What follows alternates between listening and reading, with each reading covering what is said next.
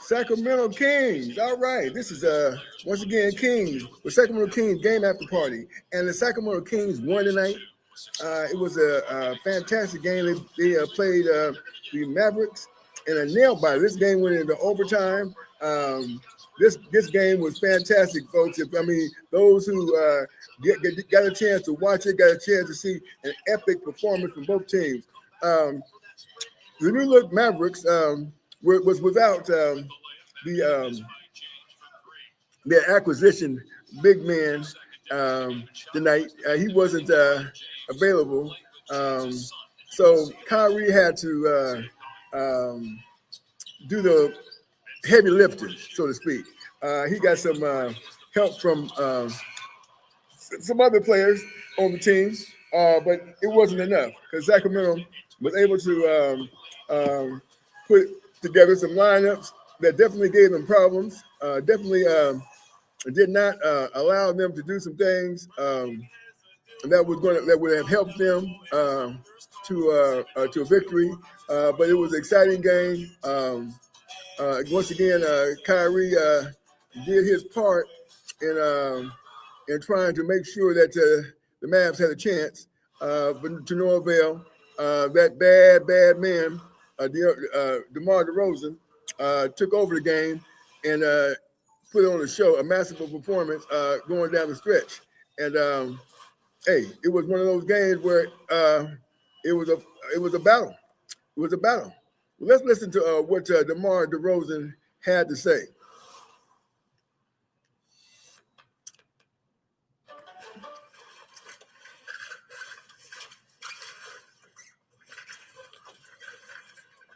Asia, your car's small. It's a little cramped, but it's fine.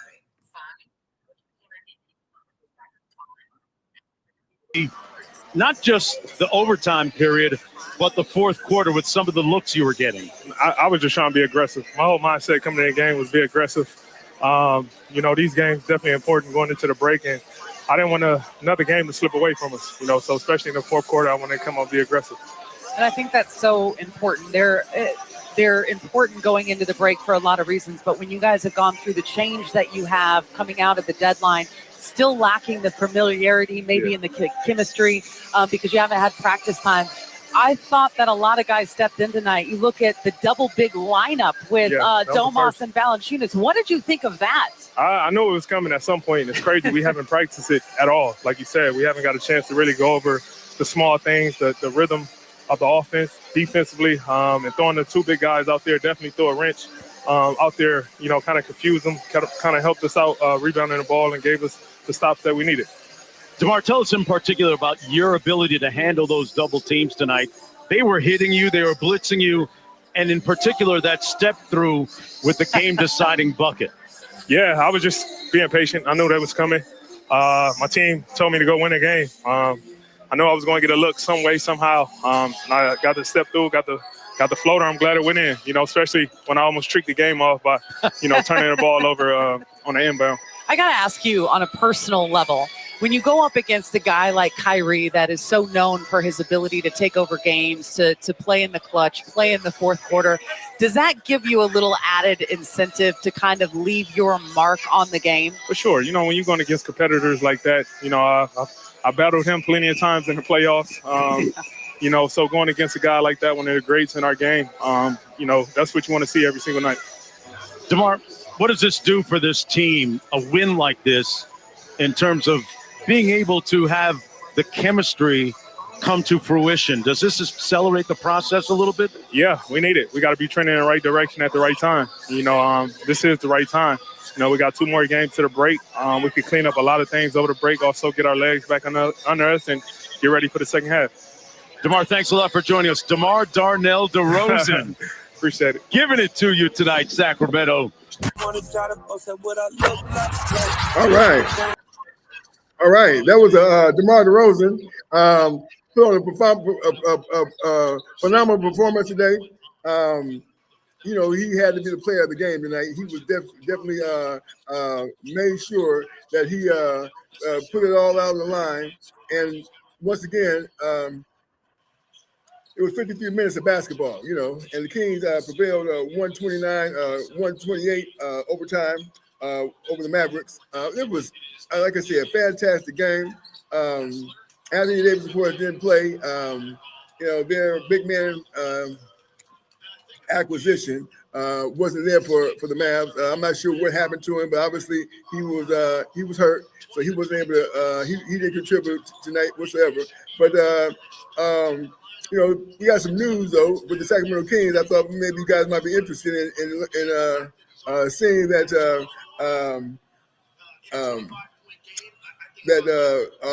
the Sacramento Kings sent Devin Carter down to the G League.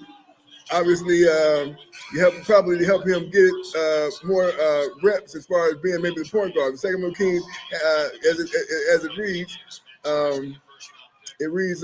Sacramento Kings had a very busy trade deadline that saw them make multiple moves to retool their roster, but they made another roster decision after the deadline. On Sunday, the Kings assigned Devin Carter to their G League affiliate, the Stockton Kings, according to James Ham. Although Carter has struggled since returning from injury, this is a surprising move for Sacramento to make. Not so surprising to me because I believe that Devin Carter needs to get the reps. And this was reported by Nathaniel Holloway 11 hours ago. And not so surprising to me. I believe that that the Sacramento Kings obviously need to give Devin Carter a little bit more reps. He's a rookie, didn't have any training camp, came back after injury, and he came in looking decent, but over the course of a couple of games, that has a tendency, to, as far as his body goes, getting used to NBA speed and the rigors of the NBA may have contributed to him taking a step back, going to the G League. Once again, if you like this video, don't forget to hit that subscribe button. Don't forget to hit that thumbs up, and of course, like and make a comment. Again, this is new for us doing these. For me, doing these King. These Kings videos, but I'm enjoying the Kings video. I'm predicting that the Kings are going to make a big turnaround, come back stronger than ever, and possibly get the number 6 seed. That's my prediction, getting the number 6 seed going into the playoffs. And with this new lineup, the way they got it balanced now with Sabonis and JV, it looks good, So, like I said, it's looking good from the balance perspective and the defensive perspective as well. So we got to make sure that these guys are continue to improve. These matchups were fantastic, and so we're doing really well. Doug Christie made some phenomenal moves in my mind. He's doing fantastic as far as being the head coach. So this is fantastic. The way things are transpiring, I'm very pleased with it. Let's go see what Doug Christie had to say as far as the lineup changes and questions he was asked. On a back-to-back, this is the effort that I want to see from them. Our guys fought on the back-to-back, and that's what I like to see. But what we have to take another step at now is the attention to detail. Winning time, too many offensive rebounds. Go under on the screen with Anthony Simons. I believe I have to look at the film. He knocks down pretty much every shot that he took. Those are the little things that are going to be the difference in us winning and losing ball games. But as we continue to figure our way with new guys and all of that, I'm extremely confident that our guys will figure it out and play at a really high level. All in all, disappointed, yes, but continue to build and push. Coach, what did you make of Jonas Valanciunas' impact? You know, guy just kind of freshly came in with the squad, but seemed like he was very active out there. Yeah, I mean, 5 rebounds for him, 6 points. It's difficult because there are certain things that you want to do offensively and defensively. He's just trying to figure his way out there, what different defensive coverages are, what plays are. So everything has to be, pretty vanilla and super simple until he starts to get the lingo and all the different things out there on the floor. But all in all, I mean, he's an incredible competitor. Love what he brings to the team, and I think everybody in that locker room respects him. So he's going to be just fine. And played a really competitive Blazer team. Won 6 games in a row. Just kind of touch on how you just said the details really do matter for you guys' squad, but especially in a conference that's so competitive. Yeah, it's that's going to be the difference in winning and losing ball games. I mean, Kamara was flagged in pregame and personnel clips and everything that we showed the guys that, I mean, he is running full speed in to get offensive rebounds. He's going to flop around and do a lot of different things. And that's how he affects the ball game. You can't let him affect the ball game that way. And I'm sure we're going to look at it, and guys are trying to help. And, you get caught with your eyes looking at the ball, and all of a sudden, here he comes full speed. And that's the attention to detail where you just have to stay in your coverage, know that guy is not getting the basketball, make sure that you hit him. But we'll be better. I know these guys, they want to win at an extremely high level. Our organization has put us in position to do that, and that's what we're going to do. Right. All right, that's Doug Christie. This is this is a great way to start this road trip. I mean, these guys, listen, the ups and downs of this season. I mean, with the firing of Mike Brown to the trade of De'Aaron Fox. I mean, the Sacramento Kings needed to reboot. At least, in my opinion, they have the wherewithal to understand, hey, look, we need to push some buttons here because, we're not doing the team is not elevating, okay, to a status where we can be competitive with all teams, okay, because they have to make adjustments to different teams, different players, et cetera, et cetera, et cetera. No team is the same. So you have to go into the team with adjustments. You got to go into the team with a game plan based on the team. And, of course, based on, right now, they're playing an NBA schedule with backs-to-backs, flying here, flying there. Not until playoffs, until things start to kind of stable to a point where you're going to be able to just watch the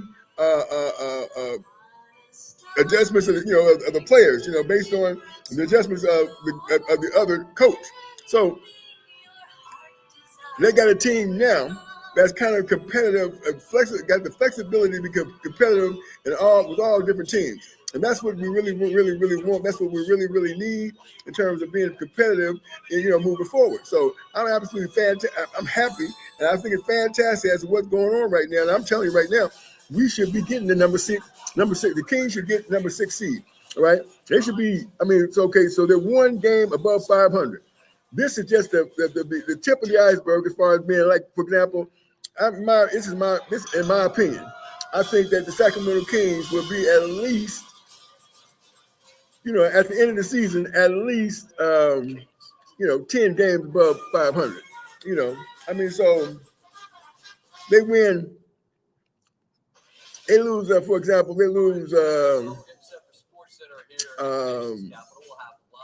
40 games. Let's say they lose 36 games, okay? 36 games, 30, okay, let's say 30 games they lose. They're already at 26, I believe. No, 25 games. So if they lose another, okay, so it sounds like it's going to be more like, all right, so realistically, let's say they lose another 10 games or 15 games. That put them at 40 losses, right? 40 losses and 42 wins. No, that's not good enough. So they have to really they have to be pushing it. When I do the math, that looks like they're going to be pushing it. So we're going to say that they need to at least win at least from here on out at least 70% of their games. At least 70% of their games going from here on out to be able to have a substantial record that garners at least 6 to 7 games above 500. And if they do that, we should be able to, especially with the log jam with the Western Conference, with the log jam that the Western Conference is having right now. That means that we'll be at least in 6 seed, okay?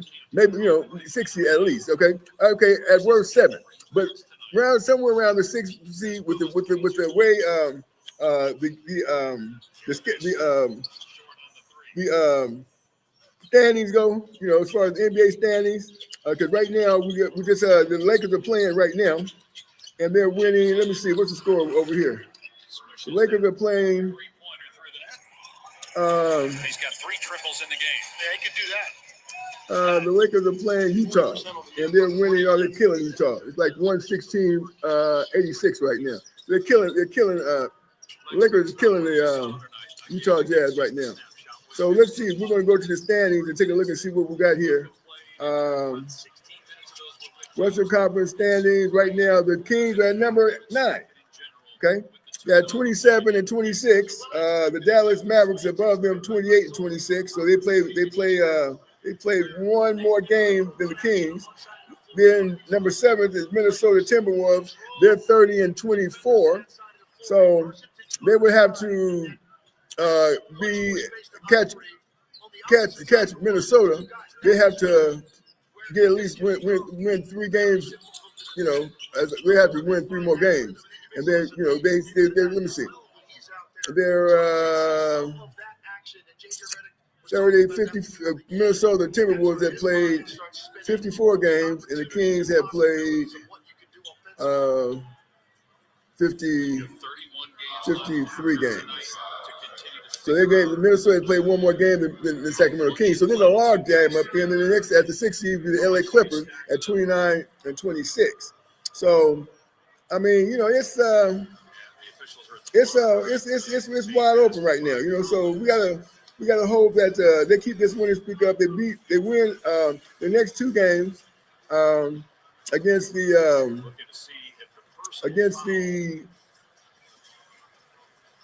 they're playing the Pelicans. Yeah, they're playing the Pelicans. So they win the next 2 games against the Pelicans. They have a very good chance of being somewhere in the neighborhood of 7, maybe for sure 8, 6, somewhere 8 to 6. Okay, because this is what it looks like as I speak right now. This is where Sacramento Kings is right now. They're right there. They're at the number. Oh, wait a minute. Hold on a second. Let me move this around a little bit. Because we're showing the Eastern Conference right now, so we need to get to where we see that Western Conference. So we'll move it down a little bit. This is Western Conference. Okay, Oklahoma at 43 and 9. Oh, well, they're killing it. Okay, so Kings right here at number 9, 27-26. So they win the next 2 games. That'll put them at 29, which is right up there with, they won't bypass the Clippers. So unless the Clippers lose a couple of games, and the Minnesota, they all got to lose actually, but that'll put the Kings at 29 and 26. If they win these next 2 games against the Pelicans, because they're playing a back-to-back, that will actually give them opportunity to move up in the standing from 9 to at least 7. That's my prediction. 9 and 7. They're still in the play-in, but at least they're going through from the All-Star break. Get those legs under them and get ready for a push. They have a very good chance of getting that 6th seed from LA Clippers. So we'll have to see exactly, where this stuff all plays itself out. But the point is that they're definitely in the hunt to make some noise. So we got that to look forward to. That's a good thing. It's a beautiful thing. It's a beautiful thing. A beautiful. Did I say a beautiful thing? Well, I said it again. It's a beautiful thing. The Sacramento Kings have put themselves have rebounded from the. It was just horrible. Where they were playing. So they're coming back. They're doing what they need to do. It looked like they're going to be able to withstand this, the beginning of the season and go ahead and get in the playoffs. So I'm very excited about this whole situation. And again, Devin Carter is not on the team. He's in the G League, and he's probably trying to get his rep because they need a backup. They need a backup. A really bona fide backup point guard.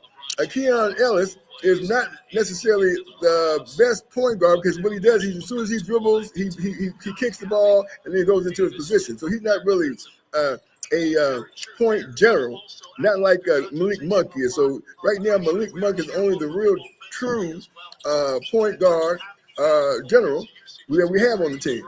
Until we traded away McLaughlin, he went, I believe, with to the San Antonio Spurs.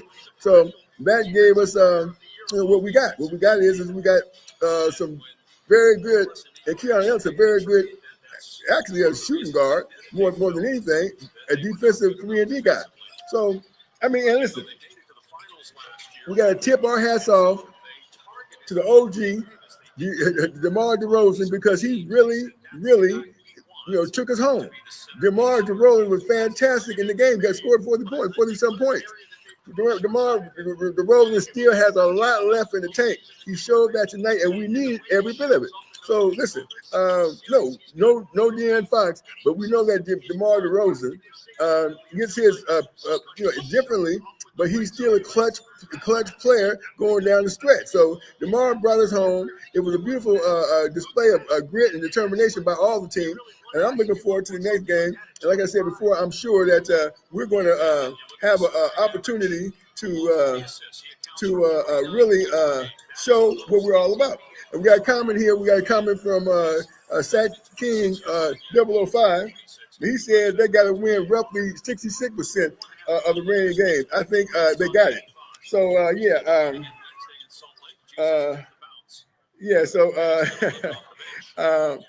So that's basically what's going on. So it looks as if we're going to be able to, dig down deep, get according to Sac King 005, 66% of the remaining games, and they got where I think they'll be at, which is like and it's number 6 seed. So and here's the funny thing, right?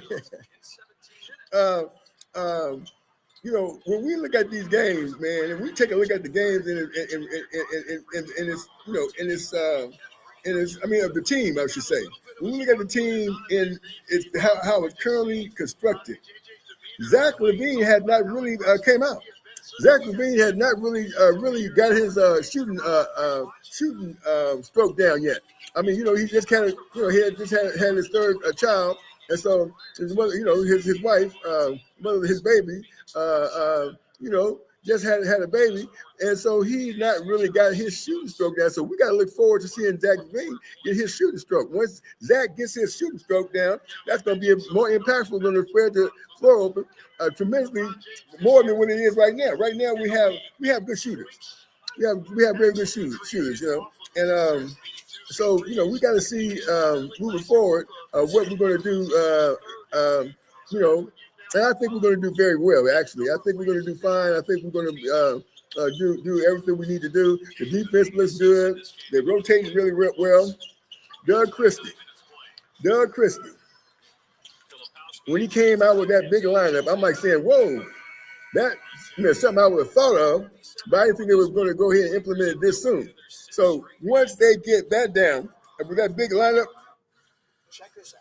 Venezuela with Gomez, this is going to be definitely a hot show to watch. Okay, this is going to be a show that we need to be watching because these guys are going to be able to go big, go small, go quick.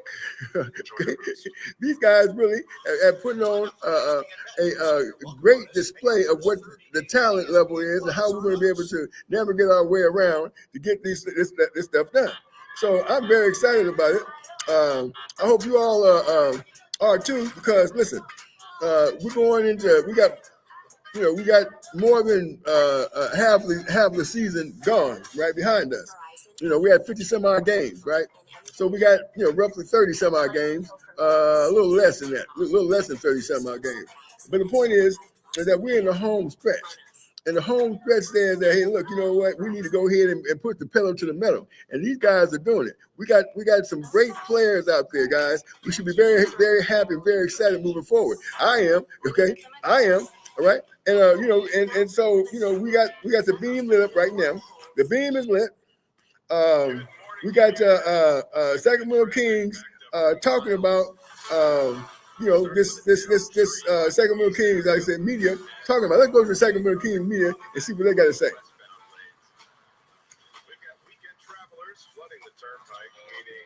3 minutes of basketball for the Kings to win. 129-128 in overtime. What's happening, everyone? Your boy Drapes, Morgan Reagan here. Toyota Kings post-game live. All right, Morgan, we're feeling good. I was nervous. I'm sitting next to you, and I'm watching and feeling the wave of emotions. How you feeling now? Nice win by the Kings. I know. I was standing up at one point, and I don't even know how I got there. I'm just blacking out looking at this game. And, hey, sometimes you got to win like this. Mm-hmm. And this Kings team just kept pushing until they got the win. I mean, I can't wait to go over the turnovers, all the awful things, but to fight through it all and to have DeMar come out big like that, it was just fun. Yeah, it was fun. Of course, we got to light the beam. You know that. It's time to light the beam for the Kings 27 times this season, which is brought to you by Northwest Exterior, simply the best. All right. Yeah. All right. So, the Sacramento Kings lighting the beam tonight. The beam is, I can see the beam from where I'm at right now. The beam is lit. And so, yeah, we had a great, it was a great night of basketball. And we're going to have a great, we should be able to win these next two games. These guys were shooting their foot in this game, but they kept coming back. They don't have that much practice together. All these different lineups, big lineups, small lineups, Domas Sabonis, moving over from the 5 to the 4. These guys played freer. They started taking care of the basketball. These guys started scoring in overtime, and that was a big thing. So yeah, it was like I said, the ultimate performer was DeMar DeRozan with 42 points. This was a fantastic game, guys, and they were very efficient. And so, listen, it was a wonderful, wonderful game to watch, guys. Listen, we got to be looking forward to the next game, and I'm excited. Once again, if you like this video, if you like, please don't forget to like, share, leave a comment down there, guys. Because listen, we're like I said, I'm just gonna start doing these little Kings videos, and a solo bowler I am, but listen, I'm the person for this kind of stuff. All right, so once again, we can't be more happier, compared to what we were talking about. That DeMar DeRozan was a bad fit, that he was not what we needed. Okay, how is he going to fit into the offense? Well, we see how he's fitting in the offense. Yeah, we got rid of De'Aaron Fox. He's the guy right now for as our closer, and they're still making sure that other players get involved as well. So look, this is going to be a beautiful thing. So we got guys that can get defensive stops, and like I said, if don't forget to subscribe to the channel. Okay, like the video, subscribe to the channel. Get those thumbs up. Okay, likes up. Get those likes up. Get those likes up and get those comments up as well. I'm Ted King, the double OG guru of the Beam Team, Sacramento Kings. Okay, till the next one, I'm out of here. Have a good one, and we'll see you in the next game.